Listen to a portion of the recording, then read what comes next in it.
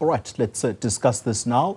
The possible implications of the Constitutional Court's ruling on the MK party, in particular its leader. And for that discussion, we're joined by the party's spokesperson, Ntlamulo Ndlela, and political analyst, Professor Dirk Coetzee, who is attached to the University of South Africa. To both of you gentlemen, thank you very much for your time. Let me start in studio.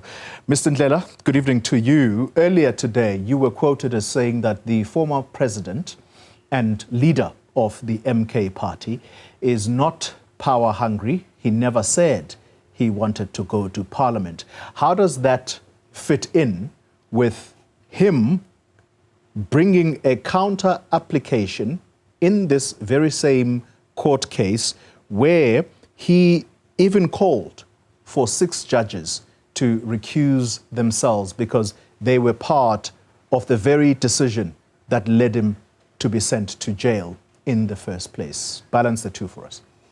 I think there may be a misconception here on your end, in the sense that President Zuma stated that if the people want him to lead and become president of this country, that will be the case.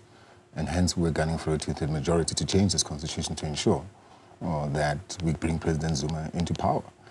But also, when I said that President Zuma, in this case, is not power hungry, I meant exactly that. President Zuma is not a power hungry man, he's a selfless leader. And based on whatever decision we take at that point in time, when we win the 2/3 majority, when we get into government, we'll make a determination at that point in time. And he will then make a decision if he wants to be president or if he wants to deploy someone else. That's just what our position has always been. How does that make sense?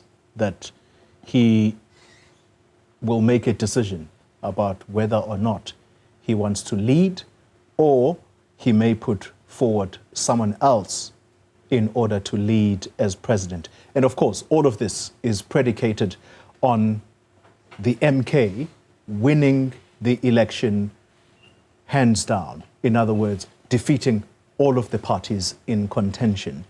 How would that work if he is not allowed to be a member of parliament? Well, that's your view and a misconception that it's a difficult issue to understand. We're saying to you that there's other options as well. President Zuma doesn't have to be president of the country if he doesn't want to be. That's the first point.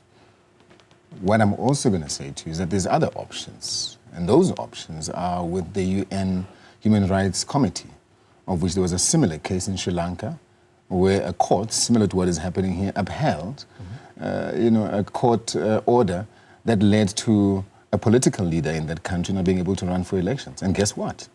The United Nations Human Rights Committee overturned it, and he was able to run for elections. So it's not the end of the road for President Zuma. Are you suggesting that he may end up at this UN court? Well, that's exactly what we're going to do. We're taking this matter to the United Nations Human Rights Committee and to get it overturned. So there's many ways to skin a cat here, clearly. But also, let's focus on the fact that we want a 2/3 majority so we can change this constitution that's based on Roman Dutch law, that doesn't represent us, and that is totally being abused continuously by judges that are not even elected by our people. And 6 of them, who ought to have recused themselves, still continue to preside over the matter. I mean, how is it possible that these 10 judges, unelected, make decisions that affect and infringe on the rights of South Africans, who, by the way, want their leader, in the form of President Zuma, to be in parliament? So that's just, again, the nature of this system. All right, let's get the views of Professor Dirk Coetzee. Prof, I hope you were able to hear Mr. Ndlela's submissions. Let's begin with the first element about the former president not being power hungry, and therefore he may not necessarily want to go to parliament. He can still send someone else, but there is also the confirmation now in studio through Mr. Ndlela that he actually may still take this further because he doesn't feel satisfied by our courts in South Africa, so he may take it to a court outside of South Africa. Yeah, that is very difficult to bring the different ends together because on the one hand, it is very clear President Zuma is absolutely fully involved in this election campaign. He is now, to a large extent, the personification or the face of the MK party, and therefore there's almost no way in which one can argue that it is not for in order for the part for his involvement is in order to be able to receive the maximum support, the maximum power in parliament. And that is why this party talks about a two-thirds majority also. So it is all about power, but that applies to all political parties. All of them want to get the maximum out of this election. And that includes President Zuma, that includes the MK party, even without him as the leading figure in parliament, but also the other parties. So I don't think it can be dismissed by anyone as if this is an effort of being there for the sake of other things except to have the most power possible in parliament. I think what is also now introduced as a new element is the fact of going beyond the South African judiciary or the legal system. In some instances, there is the possibility to go, for example, to the African Court of Human and People's Rights. For example, the public protector is in the process of doing that. But to a large extent, I think we have to look at our own constitution, and our constitution is saying the Constitutional Court is the Supreme Court in South Africa, is the court with the highest authority, and there's no possibility for any form of official appeal beyond that. So whatever it is taken to in any other format, the Human Rights Commission is simply a commission. It has absolutely no legal powers. South Africa is a member of the United Nations, but it hasn't got any legal authority over South Africa. It's simply an advisory body of the United Nations. So nothing can be done from that quarters. There's no other international court that has any authority over the South African legal system. So in that sense, today's judgment is, for all purposes, in terms of the South African legal system and the South African constitutional dispensation, the final say. Prof, before I come back to Mr. Ndlela in studio, you constantly hear this messaging from the MK party that the judges in South Africa, first of all, they're not elected by the people of this country, and what authority do they have over someone who is elected by the people? Not so long ago, it was former President Zuma himself who constantly reminded people that the state is made up of three arms: the judiciary, the executive, and the legislature, that's parliament. Today, the comments are to such an extent that these judges are almost a law unto themselves. Make sense of that for us, and how we, ordinary South Africans, should digest that kind of language from the MK. Well, first of all, the way in which our judges are appointed is that the initiative comes from the public. The public can nominate some of them. It goes to the Judicial Service Commission, which is a combination of persons within the legal fraternity, as well as members of parliament, multi-party composition of members of parliament. They do the public interviewing as the representatives of all of us. That is why we have an election like the one of next week. So they are there on behalf of the public to determine which judges ultimately are the best placed to fill the positions on the bench. And then there's a vote in the National Assembly about it. There must be a majority for all the candidates there. And then it is referred to the president for the final appointment. That one must compare to what some would say are elected judges. Now, take, for example, the way in which the American Supreme Court is constituted, where the President of the United States makes the proposal or nomination of judges. It goes through the two houses on Capitol Hill. Ultimately, there's a vote in the Senate. which is a political body, and then the judge is basically elected there. And as a result of that, we have today now a Supreme Court in the United States, which is absolutely politicized. They make judgments which are not about the law, but very much about political considerations. Now, we have a choice, either what we have today or that type of system that we see in the United States at the moment, where the system is actually being abused. Is that where you want to lead us, Mr. Ndlela, and the MK party? Again, I place emphasis on whether or not you are going to get the 2/3 that you are talking about. Is that where you want to go, where you want South Africa to go, where the court system is, quote unquote, politicized, as the prof says?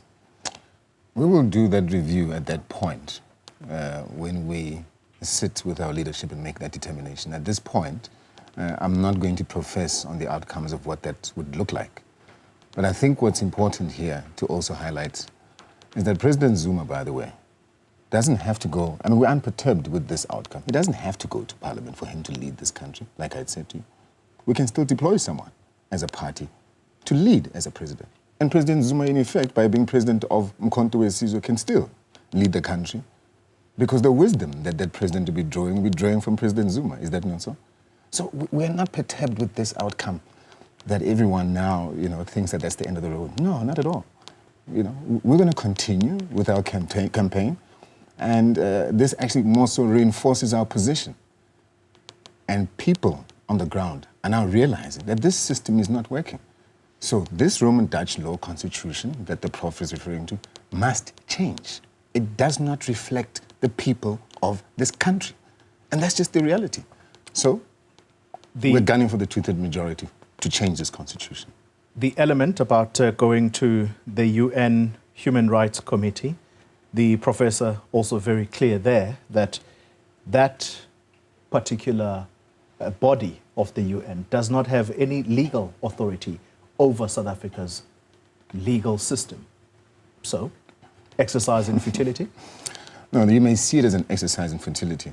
But what I had mentioned right now was that there's case law to that effect in a form of in Sri Lanka. And by us being part of the UN, how is it possible that we can necessarily be separated from that? I mean, these are submissions that we made to the court, the ConCourt, as part of our submissions to raise this issue. So for the prof to now pronounce that that cannot be when there's case law to that effect, that's his position. But what I'm telling you is that we are going to the United Nations Human Rights Committee, not Commission, and that body will be the one that will preside over this matter. And then let's take it from there. So I wouldn't want to profess on something that has not yet taken its course. Again, I borrowing from you, yes, we would not want to waste time talking about an event that may or may not happen. Is there a firm date as to when President Zuma intends going to that UN body? Well, naturally, the decision was taken today. So we're in consultation with the legal team, and we'll make that pronouncement at the right time. But that is the position. Can I then sway this discussion before we go back to the prof and talk the politics within the MK? Mm-hmm. Former President Zuma clearly is the embodiment of the MK party. Yes, he may not go to Parliament, but whoever is going to lead on behalf of the MK will take instructions from President Zuma, sitting in Gandla, presumably. And what is it about the MK wanting to change the South African legal system? What is wrong with it? Let's start by saying that this legal system benefits the few. I mean, I've touched on issues related to the Irrigation Act that have now been transferred to this dispensation, where people today, have got rights to water, and they're now commercializing that water. And guess what? The government took these individuals who have benefited off the back of the Apartheid Irrigation Act to introduce about new water reforms. And guess what happens? They took it right up to the Constitutional Court. Guess what? It's blocked in the Constitutional Court right now because it's seen to be unconstitutional. That government ought to then intervene and introduce water reforms so that people can have water as a human right. But today, those same few individuals from the apartheid system who got those irrigation rights are now commercializing it and wanting to form water banks. Does that make sense to you, Xoli? Does that make sense to you? No. So this constitution is based on Roman Dutch law. You're not Dutch. Are you Roman? No. That's why we need to change it. So it reflects us as a people in this country, and more so, serve the downtrodden people and the poorest of people in this country, including the fact that we must take back our land. This constitution will not allow us to do so unless we change it and return back the land to their rightful owners, the kings and the downtrodden children in this country. We need to change this constitution so we can nationalize the mines and ensure beneficiation of these mineral resources to our country. Right now, all these minerals are leaving the country. And guess who's benefiting? White corporate. That's just the reality. So does that constitution serve us? No. We need to nationalize the National Reserve Bank and then separate the Prudential Authority from the Reserve Bank. Why? So the Prudential Authority must have its own independence, and they must be the ones that make a determination as to whether your account probably should be closed or not. We need to nationalize the banks as well. These banks are not structured in such a way whereby they benefit the downtrodden child. If you look at the past 10 years, they've been issuing microloans to our people and continuing to burden them in debt. So is that a constitution that will help us in terms of changing this country? No. The same banks, by the way, get involved in fraudulent forex trading. Guess what? Competition Commission gives them a slap on the wrist when they've made hundreds of millions of rands. And then you want to come and talk about corruption? Okay. Xoli, think again. Let's bring back the professor. Professor Kotze, the direction in which the MK party wants to take South Africa, what's your view on it? Where would South Africa go, and what would the view of it be to investors? Because at the end of the day, people have got to have jobs. We don't want to go the route of Zimbabwe. Yes, I think what we've heard from MK so far, and now we've just seen the election manifesto also, although it was already available for quite some time, is that there's actually different components within the policy domain of MK. On the one hand, when it comes to economic matters, I think they position themselves to the left, similar to that of the EFF and maybe even beyond that. Mm-hmm. And there's a lot of overlap with the EFF on matters like, for example, expropriation without compensation, without matters with respect to land in general, and similar issues. The EFF does not necessarily share the same views with respect to the legal system and with the constitution, and that it must go into a parliamentary system, and that the constitution should be abolished or the constitutional sovereignty should be removed.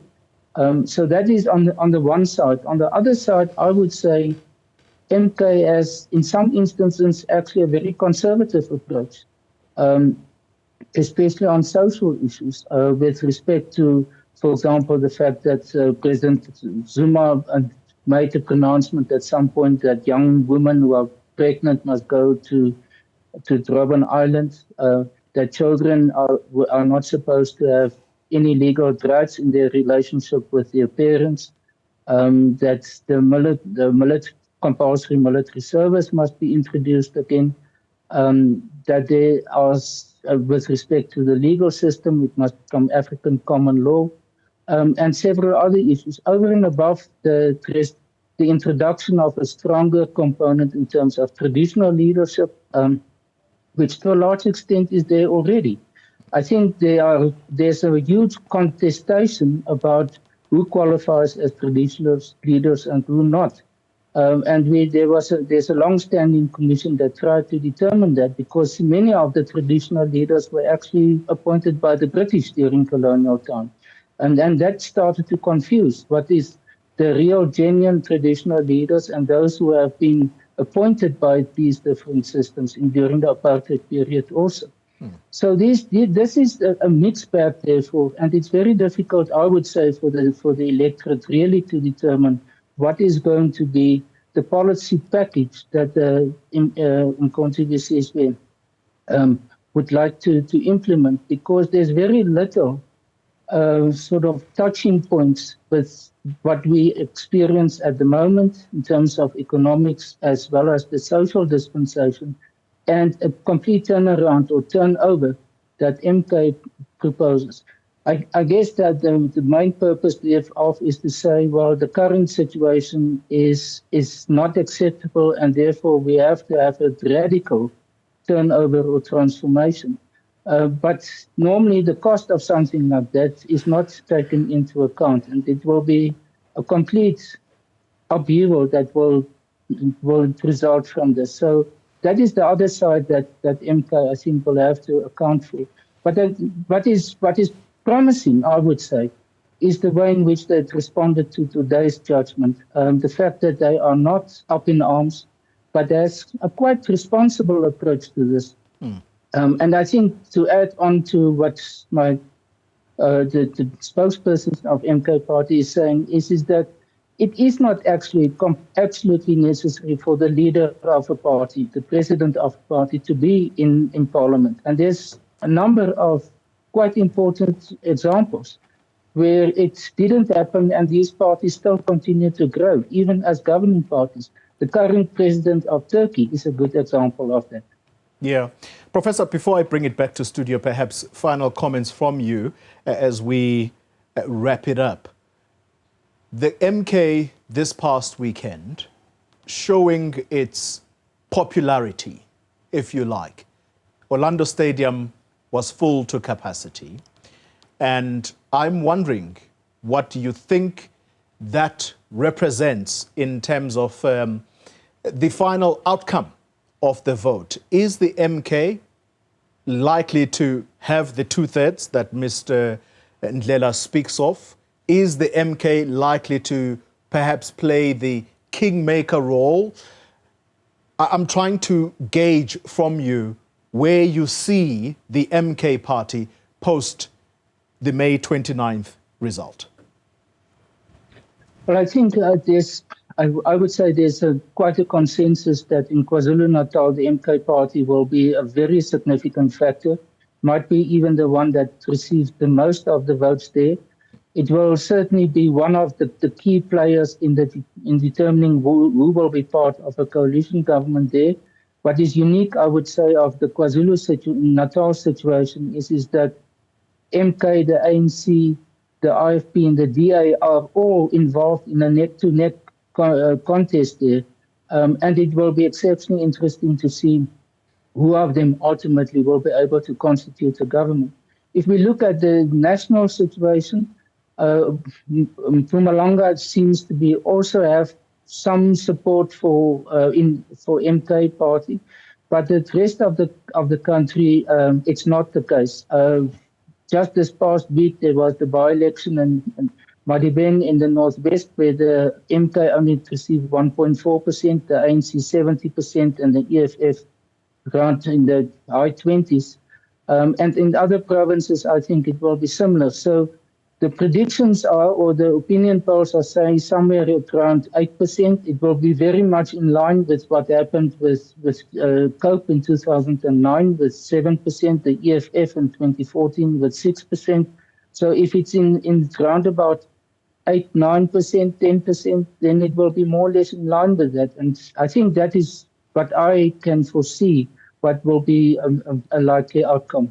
Yeah. All right. Mr. Ndlela, let's wrap it up. If you don't get the 2/3 majority, the professor seems to be ranging 8%.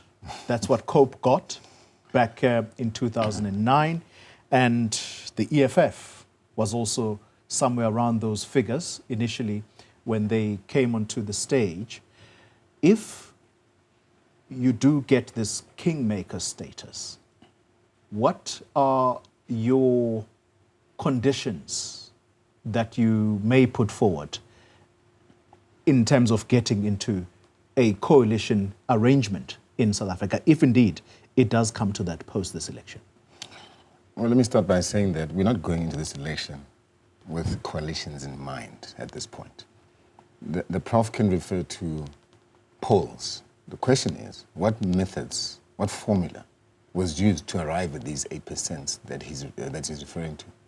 We know from where we're sitting, having been on the ground, and the fact that, remember, there's 4.4 million new registered voters. 77% of that is the youth. Did we ever imagine that that could be the case? No. So why is it baffling that we could potentially get a majority vote? Why? Because the EFF is fighting for exactly the same demographic, young people. Well, that's the EFF. The EFF is a progressive party. If it means that we have to get the two-thirds majority or majority vote by having a united front, then so shall it be. We have consensus in many fronts. But what we're saying is that determination will only be made at that point in time. Right now, our campaign is to focus on getting a two-thirds majority. And also, remember we've stated that when you're a leader of the party, we don't have to deploy you as a minister. Please allow me to interrupt you. We have to hold the leaders accountable. Allow me to interrupt you. Go ahead. You talk about a consensus. Are you in any way referring to some formal arrangement between the MK party and the EFF that you could cooperate, you could go into some kind of an alliance post this election? I'm taking it off the back of what the Prof mentioned to say a lot of EFF's manifesto and our people's mandate has got a lot of similarities there. So if it gets to that point where we have to engage with like-minded parties, like the EFF to an extent, then we'll engage with them. We'll engage with other parties as well. For now, there have not been any formal discussions between the two. No, we've had discussions even prior, but there's nothing that has been formalized. Nothing at all. And it's not only with the EFF. We've had discussions with many other parties, naturally so. But at this point in time, we're not talking a coalition. That's why you always hear us talking two-thirds majority. And that's what we want. At that point, after the elections, depending on what the outcome thereof is, we'll make that determination. Right now, focusing on two-thirds. All right.